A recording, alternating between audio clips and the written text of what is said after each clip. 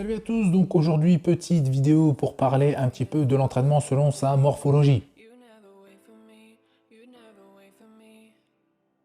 Donc pour commencer cette vidéo, on va détailler les trois grands types de corps de manière générale. Nous avons les ectomorphes. Donc les ectomorphes, ce sont des personnes de grande taille avec de longs bras et de longues jambes. Ils peuvent manger sans se soucier de prendre vraiment beaucoup de poids. Côté musculation, ils ont beaucoup de mal à gagner du muscle. Ensuite, nous avons l'endomorphe qui est l'inverse, donc c'est-à-dire petit, trapu et une tendance à prendre du poids très rapidement.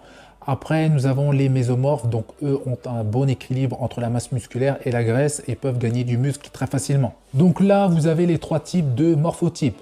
Mais il est tout à fait possible, et c'est justement souvent le cas, d'être un mélange de ces différents types de corps. Selon votre type de corps, il y a des choses à ne faire et à ne pas faire en matière d'entraînement et de nutrition vis-à-vis de la musculation. Pour les ectomorphes, donc bien entendu, consommer assez de protéines pour gagner du muscle, mais également des glucides. Mais les soucis avec les ectomorphes, c'est qu'ils devront manger beaucoup, mais pas n'importe quoi. Bien sûr, vous allez devoir augmenter votre apport en hydrates de carbone de qualité, ce qui va vous permettre d'augmenter votre apport calorique pour grossir. En ce qui concerne l'entraînement des ectomorphes, uniquement des mouvements polyarticulaires lourds, donc les exercices de base, et très peu d'exercices d'isolation et éviter le cardio ou alors très peu à faible intensité.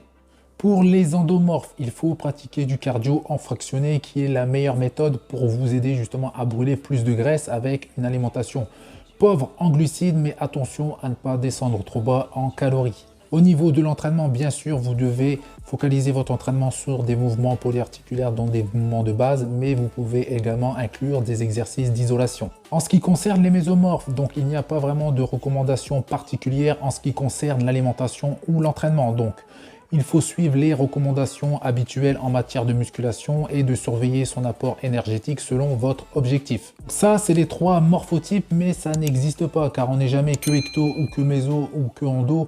On est toujours un mélange de ces morphotypes. Donc, pour exemple, on va prendre moi, bien sûr, donc de base, par rapport à ce que j'ai dit tout à l'heure, je suis ectomorphe, je suis grand avec une ossature très fine, j'ai de longs bras et j'ai de longues jambes.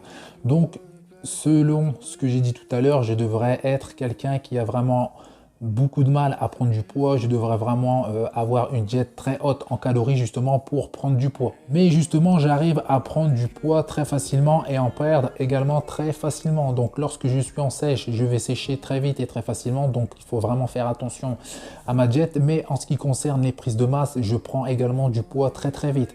Donc si je ne surveille pas mon apport calorique ou que j'augmente justement mes calories trop vite, je vais prendre beaucoup de poids très rapidement. Donc c'est pour ça que je vous dis que ça n'existe pas les morphotypes.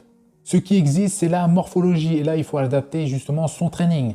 Car certains vont avoir des segments courts et d'autres des segments longs. Et ils n'auront pas besoin justement de la même force pour soulever la même charge.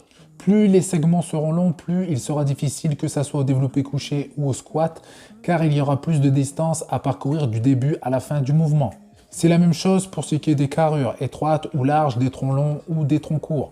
C'est des choses importantes à prendre en considération pour bien progresser et pour ne pas vous blesser.